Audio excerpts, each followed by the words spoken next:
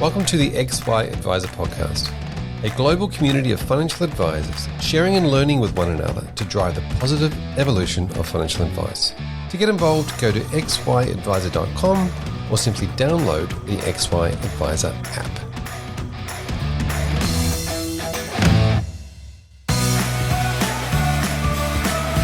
Innova Asset Management is a boutique portfolio manager that has been managing client portfolios since 2010. Innova believe in constructing portfolios that work with investor behaviour rather than against it. This is why they have built risk-focused portfolio solutions that support a goals-based advice framework.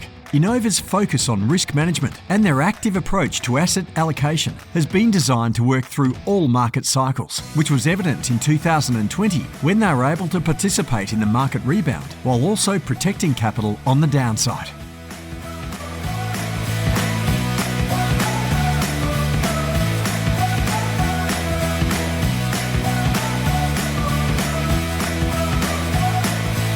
Hello and welcome to this topic series on behavioural investing, where we take a deep dive into the client and advisor decision-making process.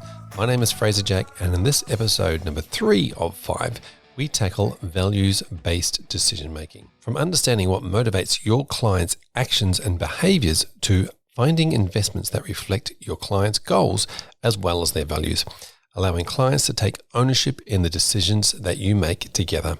If you are having these types of conversations with your client or thinking about it, then you'll get a lot out of this episode. Thank you everybody for joining us again. We are in the midst of talking about values-based decision-making. We're halfway through our 5-part series and we're starting to get a little bit deeper into the way that human beings work. We've covered off on some of the biases. We've talked about how goals are such an important part of that process. I'm joined by Patricia and Catherine. Thank you very much for both for being here. Catherine, I'm going to throw to you on this one to start with. We're going to talk about how values control people's behaviours and the decisions that they make. Do you want to kick us off with what your thoughts are? Values control all of our decisions that are both conscious and unconscious. So we move towards our values always. And if we aren't moving towards our values as individuals, we know because that's when we won't be feeling good. So there'll be some kind of, they call it these days mental health issues. But it's basically where you're not feeling good, and the reason is because you're probably not living your life in accordance with your values. And so I see the values discussion is really core because of that, because it's so important to each of us. But I see it in the advice relationship as even more important, because there's that famous line that clients want to, or not all, of course, but most clients want to pass on their values. They don't want to pass on their valuables. So when we start to think about clients in terms of big family units that probably carry similar values within those family units, and start thinking about them as a group of people, and we're the facilitator of how to actually ensure that there's an intergenerational carrying on of the good quality values that got their family to the point where they are today. That's such an empowering discussion, I think, for clients. And it's the kind of discussion that's going to make them kind of bounce out of our offices, not just slump out, because they'll be so empowered to be thinking about the next generations and the kind of family empire that they're building in a way. So I kind of see it with those two components. Yeah, that's super interesting. When you talked about the idea of not quite knowing, you have that feeling where something's not quite right, or it's just incongruent with your values. But then I also find it's often very difficult for people to be able to articulate what their values are, because they haven't necessarily done that work. Patricia, when you have clients come into the office and you're talking to them about these decisions, and you're looking for these triggers and values that are going to dictate what their goals might be, do you work with your clients in any way to try and find these out, or how do you go about understanding what a client's values are? Yeah, no, it's a great question. And to be perfectly honest, it's something that I want to improve in our business. And I think it's something that the majority of businesses still need to work on. There's a lot of the why, why is this important? Why is this important to you? That helps. But I still think that we lack tools to really drill down into what our values are, what our clients' values are, and also explain to them why we're even doing it. For some clients and even advisors, it can be an uncomfortable conversation because, someone comes into you, they don't even know you, they exposing the entire financial situation and mistakes that they potentially embarrassed about and a lot of things to a complete stranger. And then you want to ask them about why things are important and why values I find that quite difficult to tackle early on. And even with the tools that I've tried to use in the past that, have been proven to work. I think that, that probably the solution is a combination of both. It's, starting slow and then slowly building the trust and slowly learning more. The way I've done it, given I don't have the perfect solution, is the getting to know my clients. So the more you get to know them, the more you start understanding their values just by the way that they talk to you without even having to ask specific questions. But it's definitely something that I think we should improve on. And financial planning is a lot about being a little bit of a psychologist and counselor in a way, which is not our area of expertise. We didn't go to university to learn that. But we need to improve our people's skills and drill down on those things to help with behavioural decisions. And I think that that is extremely important and potentially an area that needs to be explained to clients and advisors better from when they first come on board and also when advisors go to university. Like I said, the way I do it is by asking some questions early on and then learning more about them, and then it's not like a full on what's your values, what's important to you and drilling down. It's little by little and you building that. And then as you build more trust, you actually find that they'll tell you things that they didn't tell you at the beginning anyway, even if you put a question in front of them. That's why, I am a strong believer that robo-advice has a place to reduce fees and help people that can't afford advice and address certain things, but it will never address this because not even humans with PhDs are amazing at addressing it. Yeah, this is a really interesting point, Patricia, that, and I'll ask you about it, Catherine, because that concept around building trust and just going back, Patricia, to your, passing on values, not valuables, that could be a great way to introduce the conversation with your clients. We're here to deal with your valuables as well as, your values. That trust thing, obviously going in deep into somebody and doing some work with somebody on their values, you kind of really do need to have that deep level of trust. Catherine, what are your thoughts? It's very true. And there are some people who are experts in exactly that, building that trust in a very short amount of time in the initial meeting. And like you said, Patricia, they're probably from a field that's not the business school. They're probably from one of the other sectors. But I remember when I started being a financial advisor, 2007, kind of a similar time frame to you, I think, started the GFC. And the conferences that I was going to with the AFA in particular had these, what I call the old lifeies. And they had this incredible way of, like a sequence of talking to clients to elicit their values, and then to, because they were kind of the old school style of then, of course, kind of providing a solution as well, some kind of solution that actually aligns with their values within one discussion, which inspired me so much to think about this is actually, this is possible. It can be done. It's not something that we are taught at university. It's not something that is really detailed in our codes of ethics or in the regulation, but it's something that can be used to really develop those client relationships at such a deep level. And once we have actually built the trust, so we can build trust in lots of different ways. We can either build trust quite quickly using some of these very specific psychological techniques that, for example, psychologists have to use, or else they're going to have the first 5 meetings are going to be completely useless. Or, of course, it can be just time. So it can just be a client that's been with us for 10 years is going to be trusting us, as simple as that. Once we have that trust, regardless of how quickly we get it, and we can engage in that level of discussion about the values, the power of our relationship with that client is going to be so much deeper, so much more connected to who they are really at their core. So the goals-based approach is such a fantastic approach because it's so easy to help clients to understand that they are moving towards their goals, they're going to achieve their goals, and we're helping them on that journey, and it's so empowering. But that's almost superficial in some way to who we are as people, which is very much our values, and very much almost everyone. If you give them the list of possible values, one of them is family in the list, and almost everyone says, my number one value is family. And then so the next discussion is, of course, fantastic. Tell me about how much time you're spending with your family. Oh, yeah. Well, I see my parents once every 2 months. They do live a couple of hours away. Right. Okay, great. So let's have a discussion around that and help you to be living your life according to your values.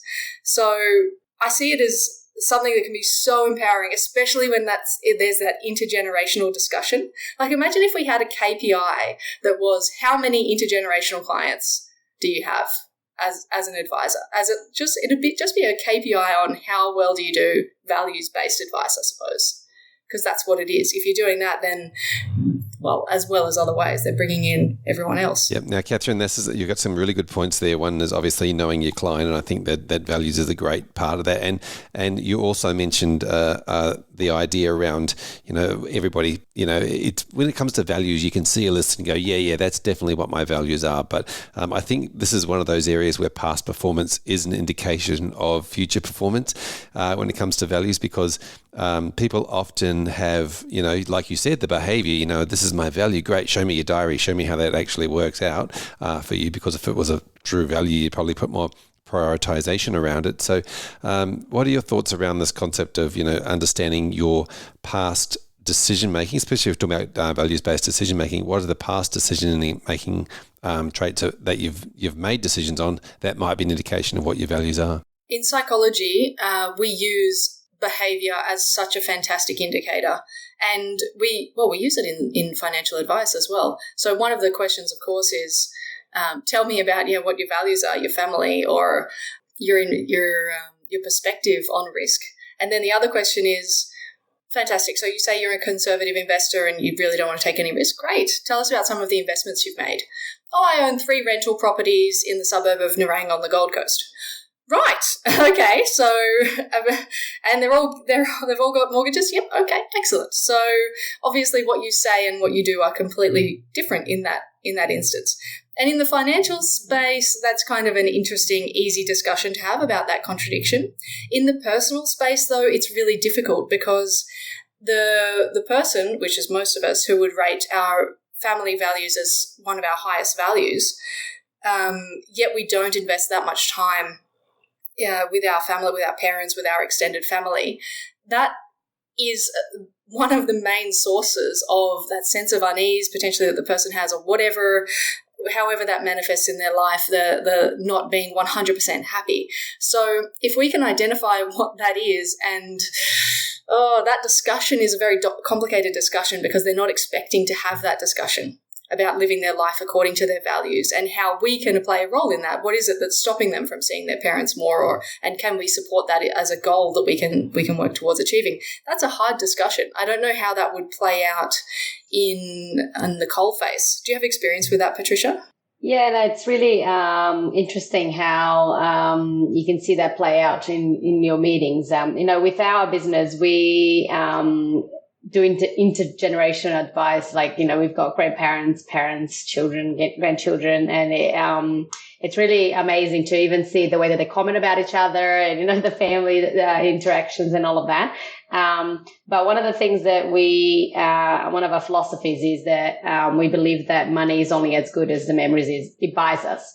And that's a way that so we remind them of that philosophy, and we remind them of their goals and making sure that they're being aligned. And are you sure you want to keep working longer? Are you sure you want to not spend as much time with your family? So that comes into play about getting the balance right.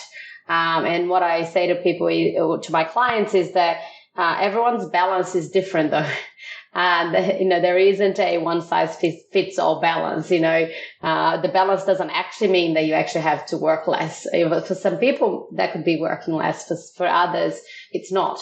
So they need to decide what the right balance is for them, and they need to decide what the right memories that they want to buy are. And essentially, our job is just to remind them of that so they're not in just the, hamster wheel, that they're living their lives along the way, and that, they're going to essentially look back and be proud of what they've achieved. And, no one's perfect. All of us do that. I don't live by that myself all the time, but I keep reminding myself of that. And I think it's important to keep doing that with clients and figuring out their own values. And you do that by the goals that they have, by the things that they told you that they're afraid of or excited about. And that's what can essentially be a trigger for them to change the path that they're going on. Patricia, I really love that saying, money is only as good as the memories that advise you. I think it's a fantastic realization that this is all about, it's a human business that everybody's in, and the money forms part of that. And by bringing that money and that investment or that conversation or those goals back to life, back to an emotion or a feeling, and, money's there to buy you magical moments. I think it's a great way then of cementing that in the client's mind and in their values to understand and be able to, tell their friends about that at a barbecue. We might leave this particular subject here. We could talk about it for hours. I just wanted to float. Well, we'll chat to the two of you again when we start talking about risk profiling in the next episode. Look forward to it. As we continue our conversation into values-based decision-making, I'm joined again by Dan and David. Thank you for joining me, gentlemen. I'm going to start with you this time, David. Tell us about your thoughts and ideas around values-based decision-making. Obviously, we covered a lot of things in the previous episodes around bias and risk, but tell us about your overview. Yeah, so probably start in institutional world. So what's happening in big super funds and what's happening in big pension funds around the world and what's happening in global investment management around the world. And there, the push is strongly into accounting for ESG and thinking more and more about sustainability. And the push there is significant. The trends are there. They're only going to get stronger. And I sort of see a lot of that. I'm sort of on the edge of observing that in a pretty constant way. But then I sort of think about, wow, huge challenges again for the advice community, because there's some key differences here. One is that when you're a super fund or a pension fund or an institutional investor, you're actually overlaying your own values and you're integrating them into the way that you manage a portfolio, and a member or an investor can choose to participate into that portfolio. So it's sort of one definition of values and move from there. Whereas with advice world, I'm just going, wow, this is what a challenge, because it's based on individual conversations, tailored financial plans. And so one of the key things I'm interested in exploring today is, well, do you have personalised definitions of value? And if so, wow, how will this work in practice? I definitely want to get into that conversation. But before that, we'll do that. I'll throw to you, Dan, as well. What are your thoughts on this topic? Yeah, I find it extremely interesting. I've had conversations with people quite frequently about ethics and values, and we can start off simply with things such as ESG. I had a conversation with somebody recently who looked at what one ESG metric score showed somebody as being extremely high and another one extremely low. And they're like, how can that possibly be? I said, well, ethics mean different things to different people. Different people have different values. If you speak to you might speak to a priest or somebody who's highly religious, and the idea of investing in a company that produces condoms might be very unethical. And yet, if you talk to a missionary in Africa, they think they're one of the most amazing things for preventing disease in the world. They're two completely different values on the exact same topic. But values is not just around ethics. It's also about things like fees and quality and what do you personally value? Like, what is it that you want to? What is it that you value out of the world? A lot of people, it might be money. A lot of people, money might be just be a means to an end to achieve certain things. And I think there's an enormous challenge in that we as an industry have not provided advisors with anything like the level of tools that they need to be able to have conversations with clients to flesh out what those values are to them, so that not only what are they and how important they are, but potentially, how you would rank them, and how you would prioritize them. I think that's a huge challenge, and a very interesting one that I'm sure we will overcome, but it's not going to be tomorrow. If I just add a little bit of data to what you were saying then, Dan, just to go back to that ESG piece, and it just highlights the dispersion amongst interpretation. Before we even get to values, just on ESG, there was a piece of research that took the three largest ESG sort of ratings providers and looked at their ratings across different companies, and the correlation between those ratings was only 0.4. And if you do that in credit world, where you take the major credit houses and their credit ratings of different companies, the correlation between those ratings is 0.9. So something objective like credit risk becomes really consistently applied by different parts of the industry. But then when you get to ESG, a lot more qualitative, a lot more interpretation involved.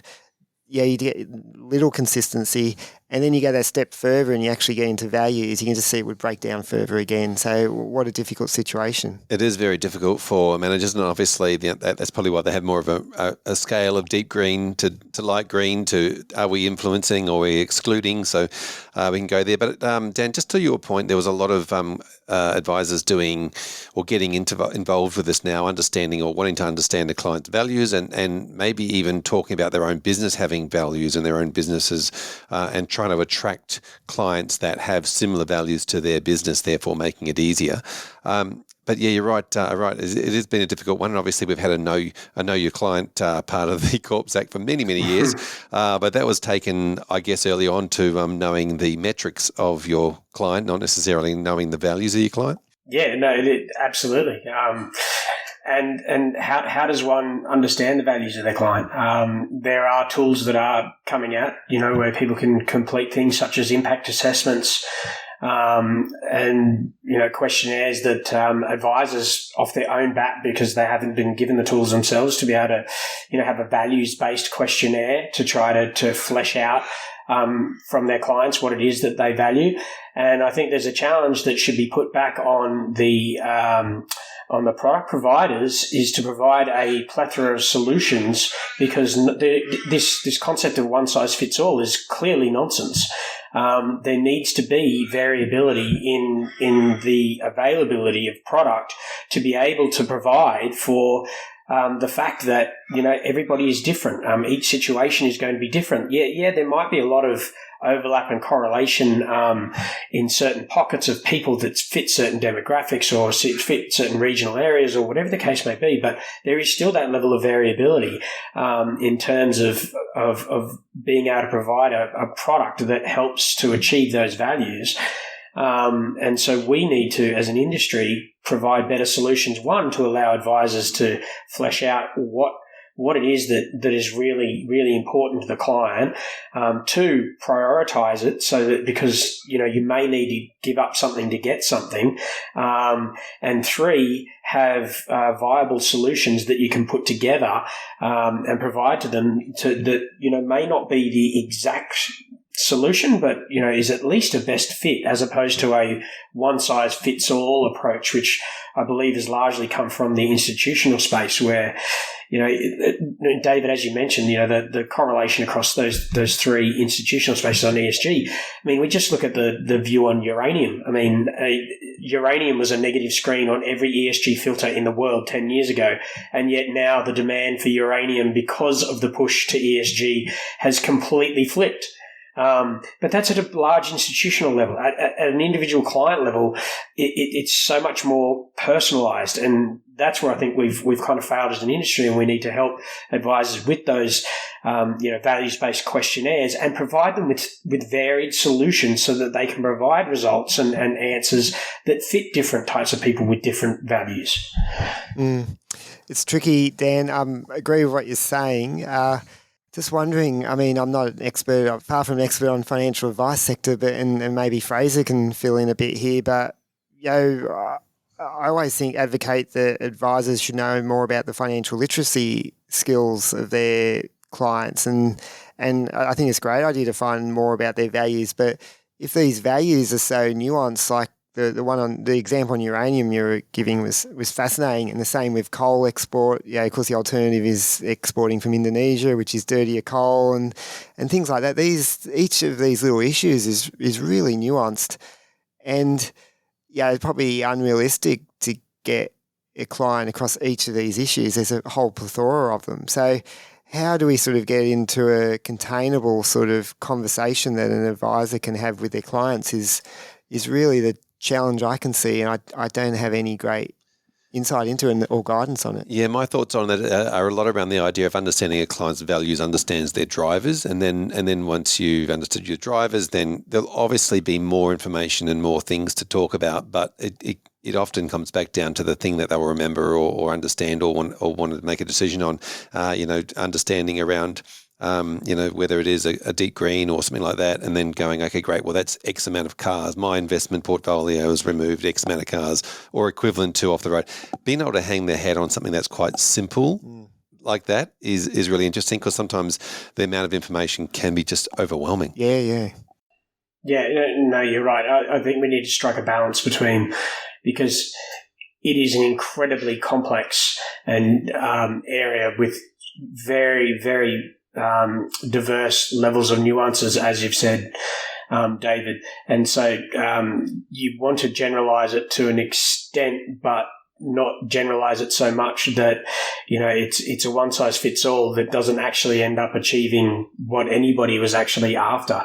And I think we're getting there, and I think that's that concept of different people having different providers having different philosophies and abiding by them and standing by them and saying, this is what we do, because if it fits with you, great, but if it doesn't fit with you, there's something else out there. But as you said, David, it also comes down to financial literacy, because clients can have very strong values or very strong views around certain things. I mean, we're largely talking about ESG here, but we can expand on it. But do they necessarily have the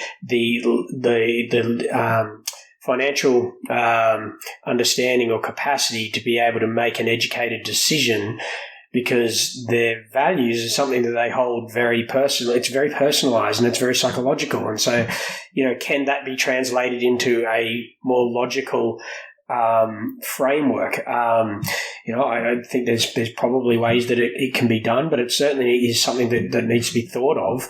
And I think the advisors that do think about it, and they don't have to have the perfect solution, but if they've got some form of solution, they're already miles ahead of their competition. Yeah, I think values are definitely part of that. We talked about earlier that bias around decision making. They're definitely part of a goal setting process, but they're originator and the motivator for goals. David, I want to talk to you about bridging that gap between the that emotional framework as well as the the logical framework when it comes to values. What are your thoughts? I think there's probably a couple of framing words that help, and that is value-based investment versus values-based investment.